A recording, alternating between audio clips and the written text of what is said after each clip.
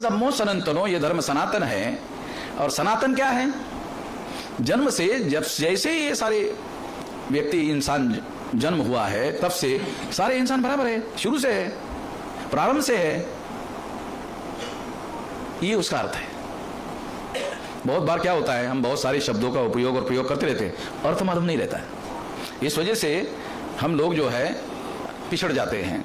तो हम लोगों को जानबूझकर विचारपूर्वक योजनापूर्वक कोई भी काम करना चाहिए।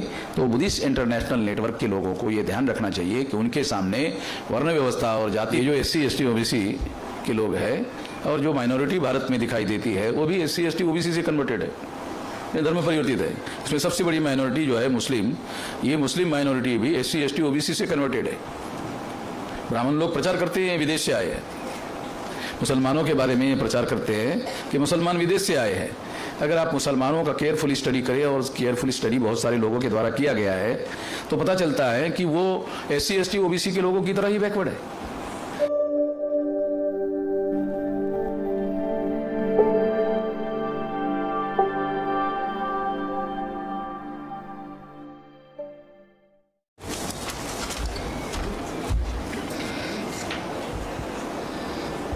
हेलो,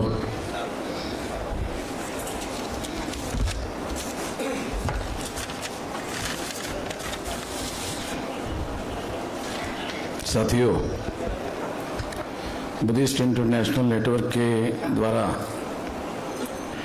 ये कोंकण विभाग स्तरीय कार्यक्रम का आयोजन किया गया है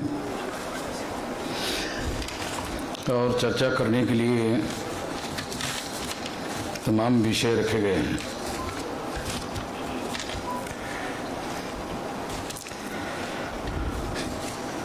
इसमें एक विषय है, सरकार द्वारा OBC की जाति न्याय जनगणना न करना, ये सरकार और विपक्ष द्वारा चलाया जा रहा मिला जुला षड्यंत्र है। एक चर्चा, EVM इलेक्ट्रॉनिक वोटिंग मशीन द्वारा चुनाव कराना और जनता के वोट की चोरी करना, ये स्वतंत्र भारत का अभी तक का कांग्रेस और भाजपा द्वारा चलाया जा रहा देश का सबसे बड़ा स्कैम है। एक पर्दाफाश, माता जिजाऊ, माता सावित्री बाई और माता फातिमा शेख का जीवन संघर्ष, मूल निवासी समाज जोड़ो अभियान, बौद्ध गया विहार और अन्य बौद्ध विरासत को ब्राह्मण मुक्त करने के लिए राष्ट्रव्यापी जन आंदोलन की आवश्यकता, ऐसे तमाम विषय चर्चा करने के लिए रखे गए हैं।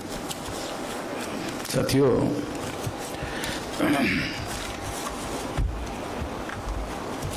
चूँकि ये बुद्धिस्ट इंटरनेशनल नेटवर्क नाम के संगठन का कार्यक्रम है, तो इस संबंध में थोड़ा बताया जाना जरूरी है। तो इस संबंध में कुछ जानकारी मैं आप लोगों को बताना चाहता हूँ। बामसेफ बनाने के लिए बहुत लंबा समय लगा। आप लोगों को पता है, मेरी उम्र 19 साल की थी तब से मैं ये काम कर रहा हूँ और अभी 67 साल 68 मेरी उम्र रनिंग चल रही है, तो 49 साल हो रहे हैं लगातार मैं इस काम में लगा हुआ हूँ। और इसके बावजूद भी अभी आप देख रहे होंगे कि मैं नागपुर में कार्यक्रम करके वहाँ से यहाँ आपके पास आया हूँ। समय पर पहुँचना था तो बहुत सारे संकट आते हैं, उसमें फ्लाइट टाइम, हम लोगों को जल्दी पहुँचना है तो फ्लाइट से आना था, फ्लाइट फिर लेट हो गई, फिर लेट हो गई तो लैंडिंग होने के बाद भी लेट हो गई। मतलब समय बढ़ाने का काम ही बढ़ता रहा, मगर साथियों ने जल्दी पिकअप करके जल्दी यहाँ लेके आए, तो मैं इस तरह से भागते दौड़ते आप लोगों के बीच में यहाँ आया हूँ। साथियों, तो बामसेफ का नेटवर्क जो है आज के तारीख में 769 जिले हैं टोटल भारत में, 36 स्टेट हैं, 36 में जो जिले हैं वो 769 जिले हैं। उसमें से हमारा जो संगठन का नेटवर्क है वो 32 राज्यों में है।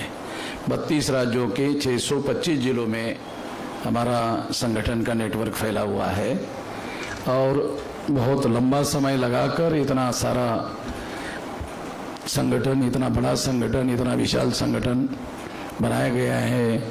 एक तरफ बांग्लादेश का जो भौगोलिक एरिया है और दूसरी तरफ ब्रह्मदेश का एरिया अगर छोड़ा जाए, उसके आसपास 4 स्टेट है, वो 4 स्टेट अगर छोड़ दिए जाए तो सारे देश भर में अभी हमारा संगठन है और संगठन का जाल फैला हुआ है। तो इसलिए अगर बुद्धिस्ट इंटरनेशनल नेटवर्क का जो संगठन है, क्योंकि बुनियादी बात हमको समझना ज़रूरी है कि कोई भी बड़ा बदलाव या बड़ा काम हम करना चाहते हैं, बड़ा परिवर्तन करना चाहते हैं, तो ये केवल भाषण करने से नहीं होगा, प्रवचन करने से नहीं होगा। जो ट्रेडिशनल लोग हैं,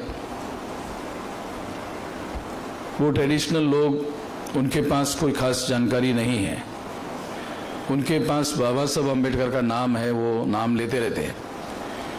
मैं ये नहीं कहना चाहूँगा कि नाम लेना गलत है, कि उनके पास इतनी समझदारी है, जितनी समझदारी है उतना वो काम कर रहे हैं। हम ये नहीं कह सकते कि वो लोग गलत है, उनकी जितनी समझदारी है उतना काम उन्होंने किया या कर सकते हैं उतना किया।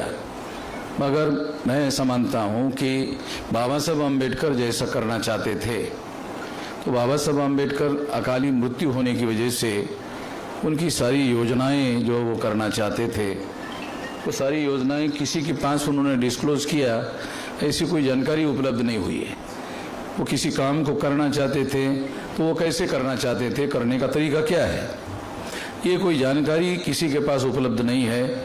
और किसी आदमी ने ऐसा कोई अनुभव, ऐसी कोई जानकारी लिख कर रखने का काम उन्होंने किया है, ऐसा उपलब्ध सोर्स अभी तक उपलब्ध नहीं हुआ है। इसलिए हम लोग अपने तजर्बे के अनुसार, जैसा अभी मेरे पास 68 साल मेरी उम्र हुई है और 50 साल का लगभग संगठन संचालन करने का, बनाने का तजर्बा है, उसके आधार पर मैं आप लोगों को ये बात कह सकता हूँ कि यदि कोई बड़ा बदलाव आप करना चाहते हैं तो बड़ा बदलाव संगठित शक्ति के बगैर नहीं हो सकता।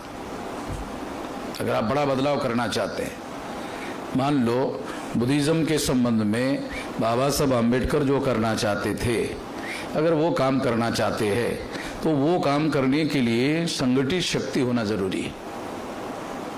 अगर संगठित शक्ति नहीं है तो प्रवचन होते रहेंगे, बातें होती रहेगी। जो ट्रेडिशनल लोग हैं वो, उनको जितना समझ में आता है उतना वो करते रहेंगे, मगर वो काम हो नहीं सकता।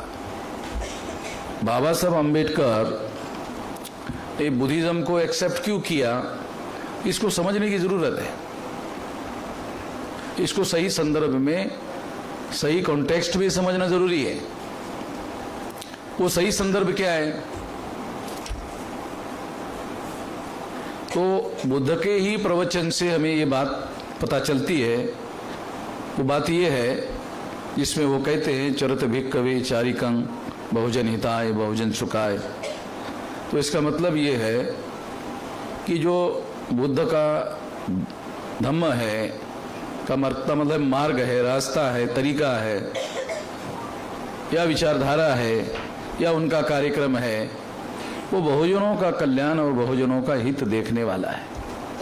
इसके लिए उन्होंने वो चलाया, बहुजन लोगों का। ये कोई मैं काल्पनिक बात नहीं बता रहा हूं, क्योंकि उनके प्रवचन में है, चरत, ये पाली भाषा में है, चरत भिक्खवे चारिकं बहुजन हिताय बहुजन सुखाय। तो इसका अर्थ ये है कि बहुजन हिताय और बहुजन सुखाय के लिए बुद्धिज्म की विचारधारा है। अब आज के स्थिति में ये काम कैसे होगा? वो तो उन्होंने बहुजन हिताय बहुजन सुखाय का काम बताया, इस काम के लिए वो काम कर रहे थे। तो आज के तारीख में ब्राह्मणिकल सोशल ऑर्डर के आधार पर हम देखते हैं कि शेड्यूल कास्ट, शेड्यूल ट्राइब और बैकवर्ड क्लासेस के जो लोग हैं वो 6743 जातियों के टुकड़ों में बांटे गए हैं। और इनकी संख्या, जिसे हम 85% कहते रहे हैं, अगर ये 15% हम लोग मानकर चलते हैं, 15% माइनस करके अगर हम देखें तो ये लगभग जो है 70% लोग हैं, और 140 करोड़ में अगर 70% ये लोग है तो इसके हिसाब से हम लोगों को बात समझ में आती है कि इतने करोड़, 100 करोड़ से ज्यादा लोग हैं।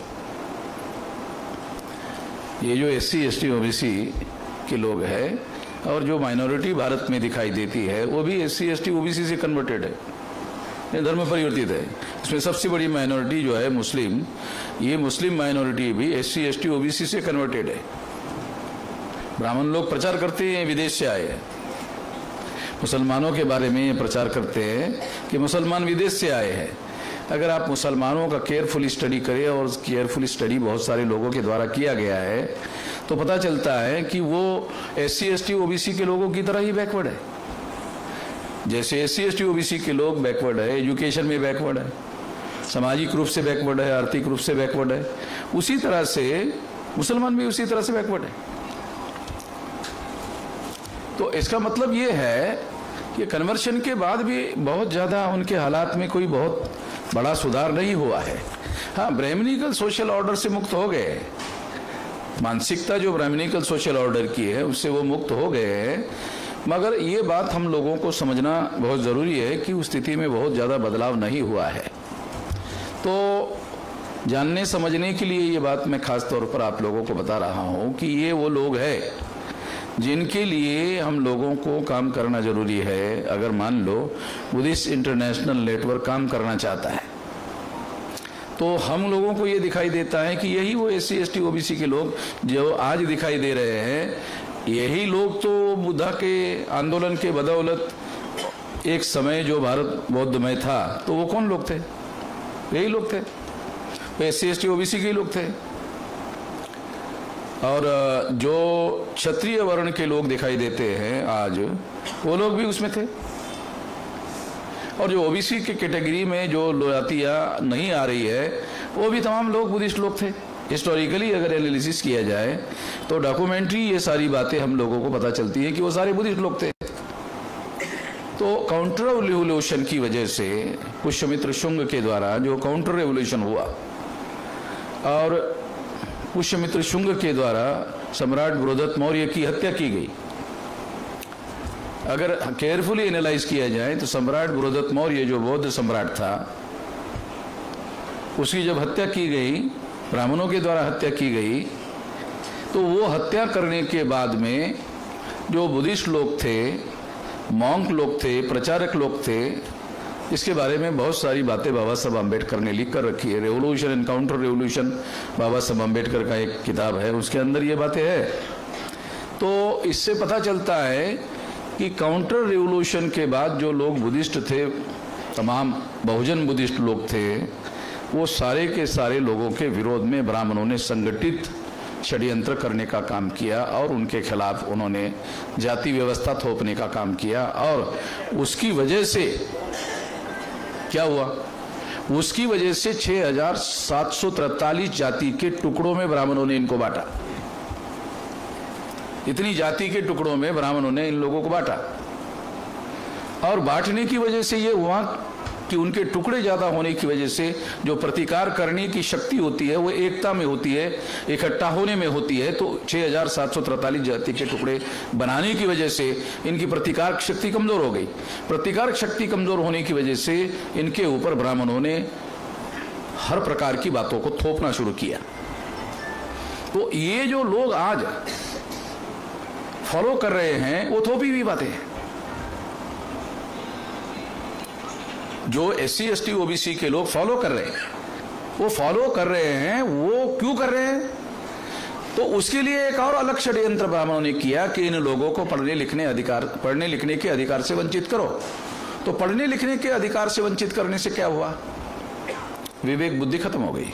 विवेक का क्या मतलब है? क्या गलत है और क्या सही है, ये समझने की जो योग्यता है उसको बोलते हैं विवेक। पढ़ाई लिखाई के अधिकार से वंचित करने की वजह से क्या गलत है और क्या सही है, ये जजमेंट बनाने की कैपेसिटी जब समाप्त हो गई, तो लोग जो हैं जाति व्यवस्था जो ब्राह्मणों ने थोपी है उसी को पकड़ के रखा हुआ है। जो जाति व्यवस्था मूल निवासी बहुजन समाज के लोगों के विरोध में उनके ऊपर थोपी गई है, वो थोपी हुई जाति व्यवस्था को पकड़ के रखा हुआ है। और अगर हम लोग और एक विश्लेषण करें तो ये बात हमें दिखाई देती है कि जो अनपढ़ गवार लोग हैं वो ज्यादा से ज्यादा जाति से चिपके हुए हैं, और जो पढ़े लिखे, जैसे ही उनके अंदर पढ़ाई लिखाई होती है तो पढ़ाई लिखाई करने वाले जो लोग हैं SC ST OBC के, उनके अंदर इंटरकास्ट मैरिज करने का प्रचलन है। मैं समझाने के लिए उदाहरण देके बातें बता रहा हूं कि अनपढ़ गवार जो लोग हैं वो जाति व्यवस्था को ज्यादा पकड़ के रखा हुआ है उन्होंने, और जैसे ही लोग पढ़े लिखे हो जाते हैं तो पढ़े लिखे होने वाले जो लोग हैं वो इंटरकास्ट मैरिज कर रहे हैं। यानी इसका मतलब है जैसे ही उनका विवेक जागृत हो जाता है, विवेक का मतलब है क्या गलत है और क्या सही है, जैसे ही उनको समझ में आता है कि ये जाति अंतर्गत विवाह करना जाति को बनाए रखने का षड्यंत्र है, ये बात जैसे ही उनको समझ में आती है, उसको तोड़ने के लिए वो इंटरकास्ट मैरिज करना शुरू कर देते हैं। तो इसका मतलब यह है कि पढ़ने लिखने के अधिकार से वंचित करने का एक हथियार डेवलप किया गया और इससे उन लोगों को वंचित कर दिया गया। इस वजह से क्या हुआ कि इन लोगों ने शुरुआती काल में इनके ऊपर जो चीज थोपी हुई है, दीर्घ काल में जब ये अनपढ़ गवार बना के रखे गए तो इन्होंने ही जाति को बनाए और बचाए रखने का काम किया। आज भी जाति को बनाए और बचाए रखने का काम अनपढ़ गवार खुद ही कर रहे हैं। और पढ़ाई लिखाई की जिन लोगों ने हायर एजुकेशन लिया, उनमें भी जाति का नोशन है, मगर उनमें चाहे 1% क्यों ना हो, उनके अंदर ऐसी भावना है कि ये तोड़ना चाहिए। पढ़ने लिखने से आ गया, पढ़ने लिखने से आ गए, ये समझाने के लिए उदाहरण दे रहा हूं। विवेक बुद्धि का विकास होने की वजह से ऐसा हुआ। क्या गलत है क्या सही है ये समझने की योग्यता निर्माण करने की वजह से ऐसा हुआ।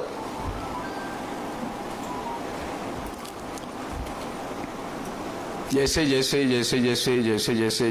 ये पढ़ाई भारत में जैसे पढ़ाई बढ़ जाएगी, जैसे पढ़ाई बढ़ती रहेगी SC ST OBC के अंदर, वैसे वो अपने इतिहास के बारे में अपने आप को सवाल पूछना शुरू करेंगे कि मेरा इतिहास क्या है, मैं पहले कौन था, आज मैं कौन हूं और मैं पहले कौन था। ये ढूंढना शुरू करेगा वो ये ढूंढना शुरू करते ही तो सारा डॉक्यूमेंट अवेलेबल है कि जो मूल निवासी बहुजन समाज के लोग 6743 जाति के टुकड़ों में बटे हुए हैं, ये ब्राह्मणों ने उनको बांटा, ये बुद्धिज्म को खत्म करने के लिए किया हुआ षड्यंत्र था। दूसरा बहुत भयंकर काम ब्राह्मणों ने किया, हिस्टोरिकल बातें हैं ये। दूसरा भयंकर काम ब्राह्मणों ने किया। इतना सारा करने के बाद भी जिन बुद्धिस्ट लोगों ने ब्राह्मणों की बातों को मानने से इनकार किया, ऐसा इतना भयंकर षड्यंत्र ब्राह्मणों ने बुद्धिस्ट लोगों के खिलाफ में किया,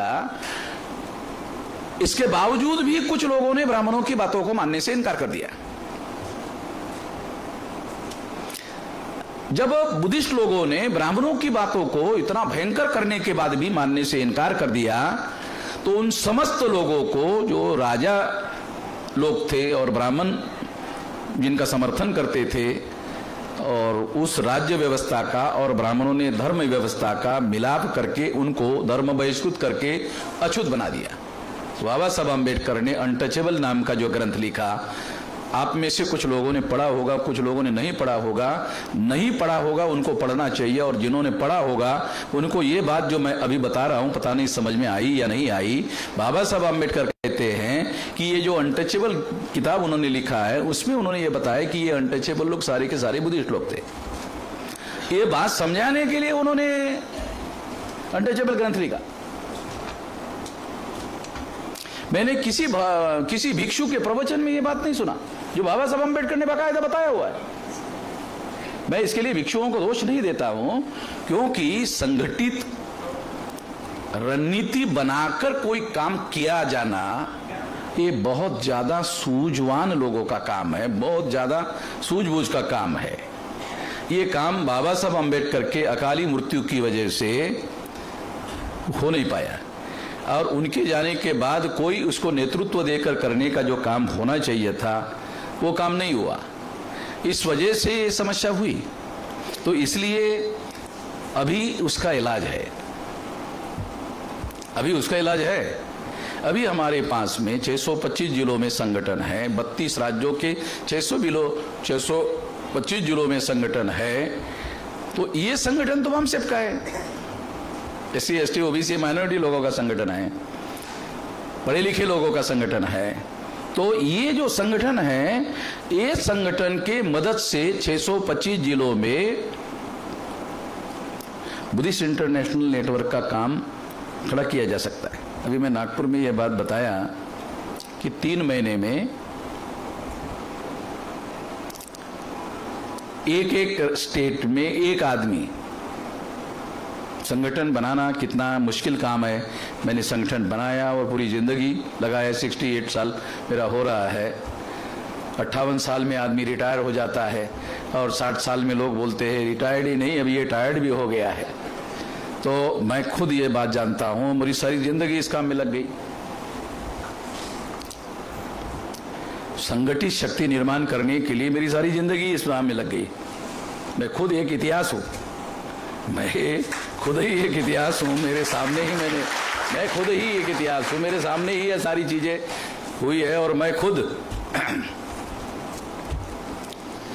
तो ये बात जो है, संगठित शक्ति निर्माण करने के लिए बुद्धिस्ट लोगों की, बुद्धिज्म को प्रचार प्रसार करने के लिए, जो मैंने नागपुर में कहा कि जो बुद्धिस्ट इंटरनेशनल नेटवर्क में काम करने वाले लोग हैं राष्ट्रीय स्तर पर, जो 2 लोगों को जिम्मेदारी लगाई है, तो उनको मैंने कहा कि भाई आप लोगों को 3 महीने में, क्योंकि आप लोगों को मुश्किल है, तो 3 महीने में आपकी मदद करूंगा। 3 महीने में आपको एक आदमी एक स्टेट में दूंगा, 3 महीने में।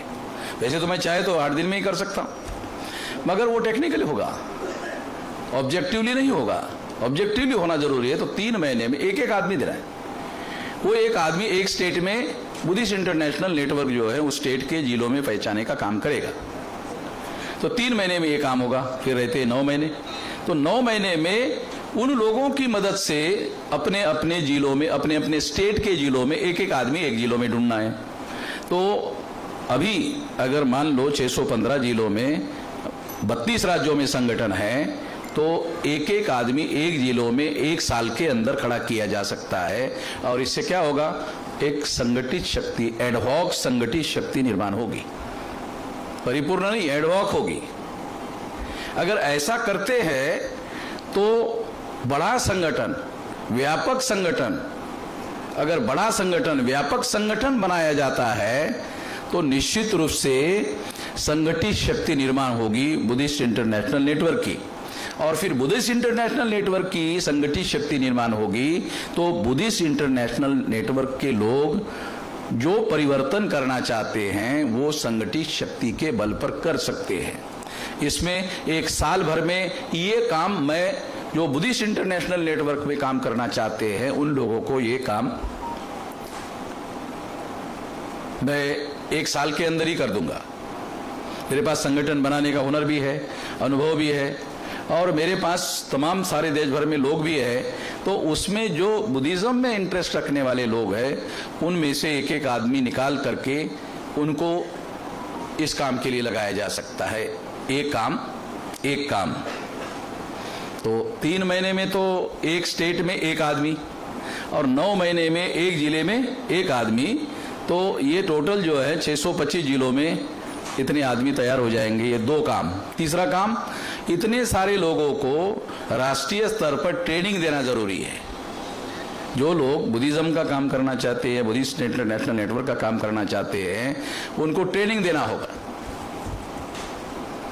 और वो ट्रेनिंग में जो लोग तैयार होंगे, वो जो बौद्ध भिक्षु काशाय वस्त्र धारण करते हैं, वो धारण किए बगैर वो बुद्धिस्ट मॉन्क की तरह काम करने लायक होना चाहिए। बौद्ध भिक्षु काशाय वस्त्र धारण करते हैं, ये उनका रिचुअल है, स्वाभाविक है, ऐसा उनको करना है। मगर ऐसे लोग तैयार होने चाहिए, प्रचारक तैयार होने चाहिए, संगठक तैयार होने चाहिए, जिसके द्वारा वो किसी प्रकार का काशाय वस्त्र धारण किए बगैर वो भिक्षु की तरह काम करने वाले लोग होने चाहिए। ऐसे लोग ट्रेनिंग में तैयार किए जा सकते हैं। उनकी ट्रेनिंग लगाने के लिए मैं उनको हेल्प करूंगा। ये इतना काम अगर किया गया तो बुद्धिस्ट इंटरनेशनल नेटवर्क एक बड़ा संगठन खड़ा हो जाएगा, क्योंकि क्या करना चाहिए, कैसे करना चाहिए, संगठित शक्ति के बल पर कैसे करना चाहिए और कौन सा काम करना चाहिए। अभी बुद्धिस्ट इंटरनेशनल नेटवर्क का सबसे बड़ा ऑब्जेक्टिव क्या होना चाहिए? सबसे बड़ा ऑब्जेक्टिव बुद्धिस्ट इंटरनेशनल नेटवर्क का होना चाहिए वर्ण व्यवस्था के आधार पर बनाई गई व्यवस्था को समाप्त करना, जाति व्यवस्था के आधार पर बनाई गई व्यवस्था को समाप्त करना, अस्पृश्यता के आधार पर बनाई गई व्यवस्था को समाप्त करना, महिलाओं की दास्ता जो ब्राह्मण धर्म के द्वारा निर्माण की गई है उसको समाप्त करना, शूद्रत्व ओबीसी के लोगों पर थोपा गया है उसको समाप्त करना। अगर ऐसा एजेंडा बनाकर बुद्धिस्ट इंटरनेशनल नेटवर्क काम करता है तो फिर बहुजन लोगों का इंटरेस्ट होगा। अगर आप बुद्धिस्ट होने के आधार पर केवल शादी लगाने का काम आप करते हो, केवल, क्योंकि अभी इतना ही चल रहा है और इसके लिए दूसरे लोगों को जिम्मेदार नहीं कहा जा सकता, क्योंकि जिनको जितनी समझ है उतना ही कर रहे हैं। क्या करना चाहिए, क्यों करना चाहिए, कैसे करना चाहिए और उसके लिए ऐसा फोर्स कैसे इकट्ठा किया जाए, क्योंकि बुद्धिज्म अगर जाति व्यवस्था और वर्ण व्यवस्था समाप्त नहीं कर सकता तो फिर बहुजनों का क्या इंटरेस्ट हो, उसमें क्या इंटरेस्ट होना चाहिए, क्यों होना चाहिए? जिस व्यवस्था ने उनको गुलाम बनाया, जिस व्यवस्था के विरोध में बुद्धा ने आंदोलन चलाया, वर्ण व्यवस्था के विरोध में, बुद्धा के समय में तो कोई जाति व्यवस्था थी नहीं, ये बुद्धोत्तर है, जाति व्यवस्था बुद्धोत्तर है, वर्ण अस्पृश्यता बुद्धोत्तर है, जाति व्यवस्था बुद्धकालीन रचना नहीं है, वर्ण व्यवस्था बुद्ध पूर्व काल में है और बुद्ध के प्रवचन में वर्ण व्यवस्था के विरोध में विद्रोह दिखाई देता है, जैसे डॉक्यूमेंट्री एविडेंस है। इस तरीके से स्टडी करते आना चाहिए। अगर इस तरीके से स्टडी करते नहीं आना तो फिर आप सही प्रचारक नहीं बन सकते, क्योंकि जो समता, स्वतंत्रता, बंधुता और न्याय, ये चतुसूत्री पर आधारित नया समाज और नया राष्ट्र निर्माण करना है तो कैसे होगा, ये बहुत महत्वपूर्ण बात है। ये चतुसूत्री में दूसरे और भी धर्म है, वो धर्म जो है समता को मानते हैं, न्याय को भी मानते हैं, बंधुता को भी मानते हैं, मगर स्वतंत्रता के बारे में उनका रिजर्वेशन है। क्रिटिसिज्म के लिए नहीं बता रहा हूं, टीका टिप्पणी के लिए नहीं बता रहा हूं, मगर हम लोगों को ऐसा मौलिक स्टडी करते आना चाहिए। बुद्धिज्म में स्वतंत्रता का एक सिद्धांत है और ये जो स्वतंत्रता का सिद्धांत है ये रेवोल्यूशन करने वाला सिद्धांत है सारी दुनिया में। विचार की स्वतंत्रता सारे दुनिया में जहां जहां भी आंदोलन चले उस आंदोलनों में विचार की स्वतंत्रता ही सबसे महत्वपूर्ण बात है। अगर विचार की स्वतंत्रता नहीं है तो फिर ऑर्थोडॉक्सी आ जाती है, जिसे हम सनातन कहते हैं, वो सनातन का विचार उसमें आ जाता है। तो ये बात हम लोगों को समझना जरूरी है। आजकल आरएसएस के लोग भी सनातन की बात कर रहे हैं, तो वो मैंने ये सवाल खड़ा किया था, उस वजह से उनको सनातन पकड़ना पड़ा, मेरी वजह से, रिकॉर्डेड है ये बातें, मेरी वजह से उनको सनातन पकड़ना पड़ा। मैंने उनको कहा अरे हिंदू तो मुसलमानों की दी हुई गाली है, ऐसा दयानंद सरस्वती तुम्हारा ब्राह्मण ही कह रहा है, और तुम हिंदू राष्ट्र निर्माण करना चाहते हो, तुमने कहा हुआ है कि हिंदू राष्ट्र निर्माण करेंगे, और तुम्हारा ही दयानंद सरस्वती कहता है कि हिंदू मुसलमानों की दी हुई गाली है, तो क्या हिंदू राष्ट्र के नाम पर तुम गाली राष्ट्र बनाना चाहते हो? ये बातें जब मैंने उठाई तब उनको लगा कि ये तो इनकार नहीं कर सकते, डॉक्यूमेंट्री एविडेंस है, दयानंद सरस्वती ने कहा है, अब क्या करें? ये भवन मिश्राम ने जो मामला उठाया, अब इसका कोई जवाब तो नहीं दे सकते, क्योंकि उनके ही जिनको वो पुरखा मानते हैं, जिसकी 200 सालाना जयंती प्रधानमंत्री नरेंद्र मोदी ने गुजरात का दयानंद सरस्वती की मनाई, तो वो इनकार कैसे करें? तो इनकार नहीं कर पाए। तो उन्होंने अपने अंदर दूसरा बदलाव करने की कोशिश की, दावपेच की दृष्टि से बदलाव करने की कोशिश की। तो उन्होंने क्या किया, उन्होंने हिंदू शब्द का अपने धर्म के साथ स्वीकार करना का मामला जो है वो बंद कर दिया और उसके जगह सनातन शब्द स्वीकार किया। सनातन शब्द संस्कृत भाषा का नहीं है, सनातन शब्द पाली भाषा का है। सनातन शब्द जो है वो संस्कृत भाषा का नहीं है, सनातन शब्द जो है पाली भाषा का है और वो है बुद्ध का वचन है, वो एस धम्मो सनातनो, यह धर्म सनातन है। ऐसा बुद्ध ने प्रवचन में कहा है, एस धम्मो सनातनो, पाली में है, इसका अर्थ है यह धर्म सनातन है। कौन सा धर्म सनातन है? सारे के सारे इंसान जन्मता बराबर है और ये जब से धरती बनी तब से है, शुरू से है, प्रारंभ से है, इसलिए सनातन शब्द उसके साथ जोड़ा गया, शुरू से है। तो ब्राह्मण लोग शुरू से है ही नहीं भारत में, वो विदेशी है, तो ये भी नहीं कह सकते कि शुरू से यहां हम रहने वाले हैं, इसलिए शुरू से रहने की बात भी नहीं कह सकते।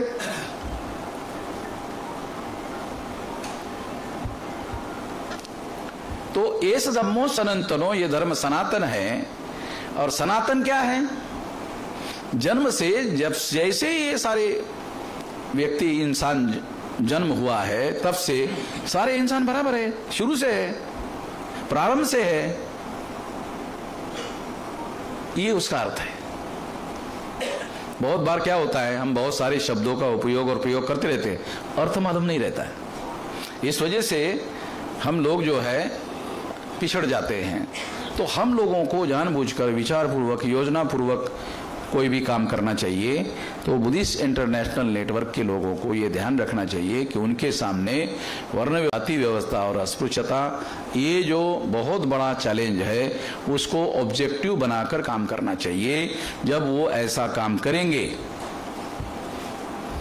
तब एक बड़ा संगठन होगा और बहुजनों को लगेगा ये हमारे हिस्से का काम कर रहे हैं, हमारे फायदे का काम कर रहे हैं, हमारे आज़ादी का काम कर रहे हैं, हमारी मुक्ति का काम कर रहे हैं। जब हमारे आज़ादी का ये लोग काम कर रहे हैं, जैसे बहुजनों को लगेगा वैसे उनको लगेगा ये संगठन हमारा भी है।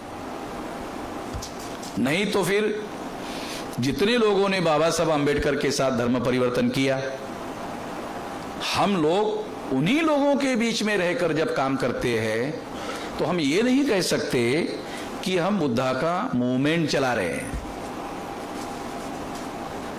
बुद्धा का मूवमेंट चलाना है तो बहुजन, वर्तमान में जो बहुजन लोग हैं उनके बीच में जाना होगा, उनको समझाना होगा और वो जिस समस्या से ग्रसित है उस समस्या के जड़ का मौलिक अध्ययन करके फिर उनको बातें समझाना होगा, संदर्भ में समझाना होगा, वर्ण व्यवस्था के संदर्भ में समझाना होगा, जाति व्यवस्था के संदर्भ में समझाना होगा। संदर्भ में समझाना बहुत जरूरी है। ज्ञान की शाखा है ये संदर्भ।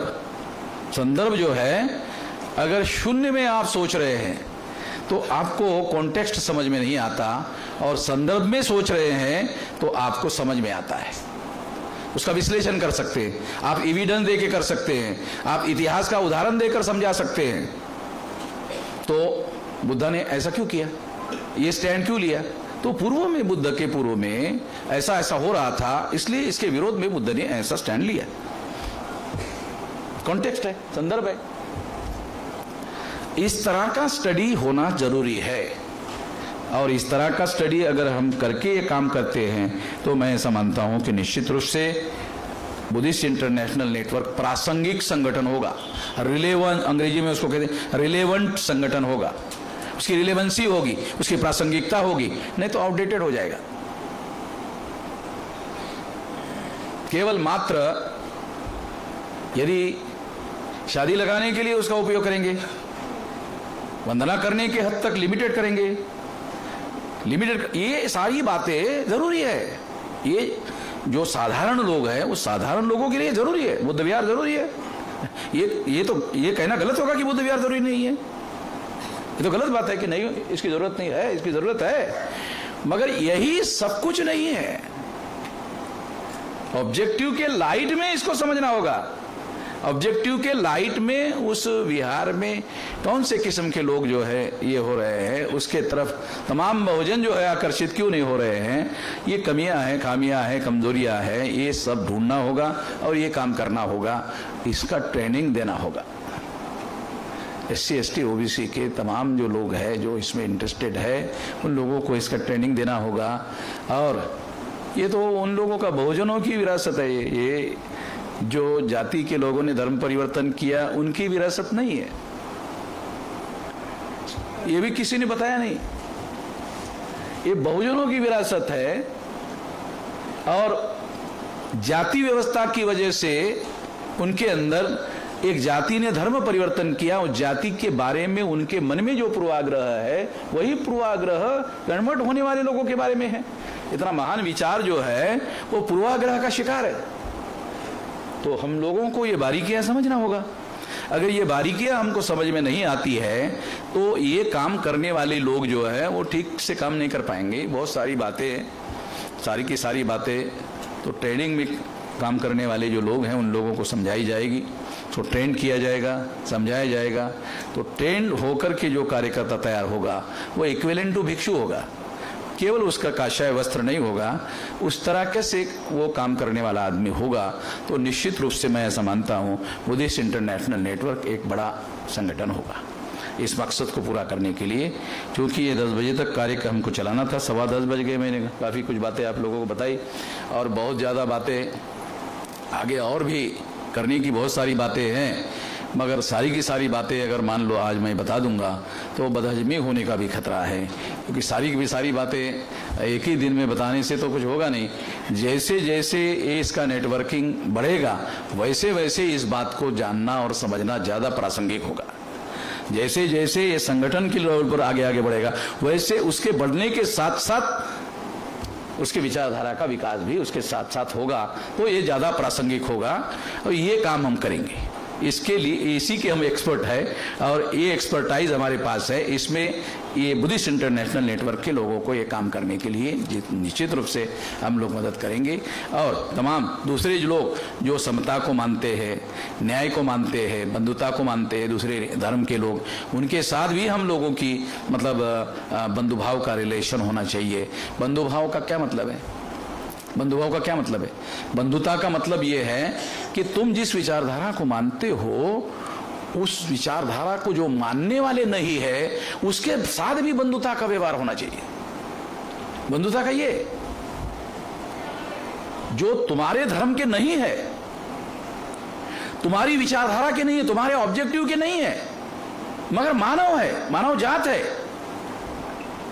उन लोगों के प्रति तुम लोगों का व्यवहार अगर बंधुता का नहीं है तो फिर बुद्धा ने ये समता का तत्व होने के बाद भी कि सबके साथ समता का व्यवहार होना चाहिए, ये तत्व रखने के बाद भी बंधुता के लिए रखा। समता का तत्व रखने के बाद भी फिर बंधुता के लिए रखा। जो आपके धर्म के नहीं है, जो आपके जाति के नहीं है, जो आपके समाज के नहीं है, उनके साथ भी आपका व्यवहार होना। मानव तो है ना।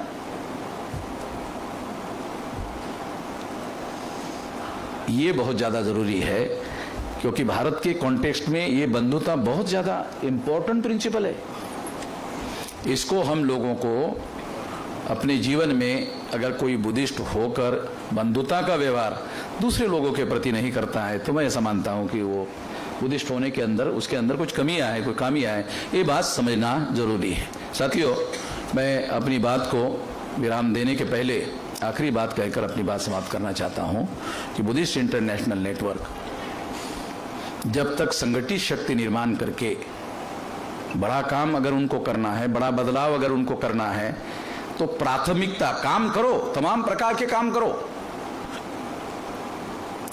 मगर उसमें सबसे ज्यादा महत्वपूर्ण काम जो है संगठन निर्माण करने का काम निरंतर करते रहना पड़ेगा।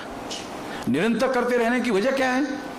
जो सीनियर होते हैं वो बुजुर्ग हो जाते हैं, इस वजह से कर नहीं पाते, इसलिए नए लोगों की भर्ती होना जरूरी है।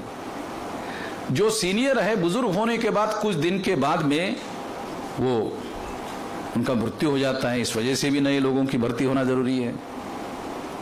नए और नौजवान लोगों को इस तरह के विचारों का प्रशिक्षण लगातार होते रहना चाहिए ताकि उसमें भर्ती हो और नए लोग जो है उस आंदोलन में आगे बढ़ाने के लिए सामने आ जाए, नेतृत्व करने के लिए सामने आ जाए। तो ये काम निरंतर होते रहना चाहिए। आपके पास संगठन होने के बाद भी ये काम निरंतर होते रहना चाहिए, क्योंकि प्लेसमेंट और रिप्लेसमेंट निरंतर होते रहता है। ये करते रहने की जरूरत है और इसलिए ये काम होते रहना चाहिए। इतना ही इस मौके पर कहना चाहता हूं और आपने मेरी बात ध्यान से सुनी, क्योंकि काफी समय हो गया।